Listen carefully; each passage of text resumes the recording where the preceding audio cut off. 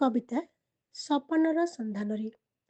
ଆକାଶକୁ ଚାହିଁ ଆବେଗର ସହ ପଚାରିଲି, କହିପାରିବୁ କି ତତେ ଦେଖି ଦେଖି କି ସପନ ମୁଁ ଦେଖିଥିଲି ରାତି ଜଗିକି।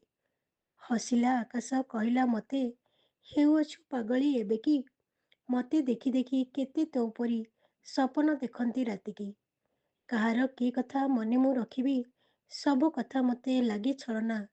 ନିଦ ଭାଙ୍ଗିଗଲେ ହଜିବ ସପନ, ସବୁ କିଛି ମିଛ ପ୍ରତାରଣା। ତା ପାଖକୁ ଉତ୍ତର ମିଳିଲାନି ଭଲ, ପଚାରିଲି ପୁଣି ବର୍ଷାକୁ। ଖିଲି ଖିଲି ହୋଇ ହସିଲା ବର୍ଷା, କହିଲା ତୁ ବାୟାଣୀ ହେଲୁ କି? ପୁରୁଣା କଥାକୁ ପଚାରିଲେ ମତେ, କହିବି କହ ମୁଁ କେମିତି?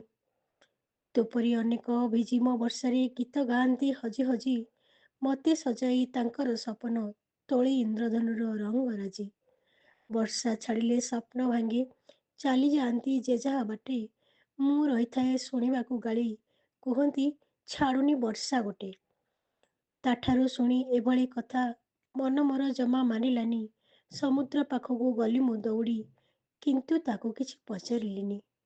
ଆସିଲା ସମୁଦ୍ର ପାଖକୁ ମୋର, ପଚାରିଲା କ'ଣ ଭାବୁଛୁ?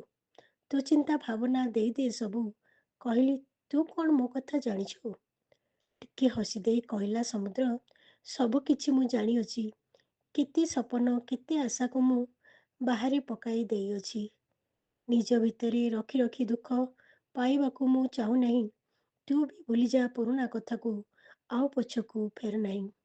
କେତେ ଯୁଗରୁ ଗରଜୁଛି ମୁଁ, ନିଜେ ନିଜ ଭିତରେ ହଜିଅଛି। କିଛି ନ ରଖି ମୋ ପାଖରେ କର୍ତ୍ତବ୍ୟ ଭାବି ମୁଁ କାମ କରୁଛି। ତୁ ବି ଭୁଲିଯା ତୋର ଅତୀତକୁ, ଏବେ ଆଉ ଖୋଜ ନାହିଁ। କର୍ତ୍ତବ୍ୟ ପଥରେ ଆଗେଇ ଯା ତୁ, ଯେତେ ଦିନ ଥିବୁ ନିଶ୍ୱାସ ନେଇ।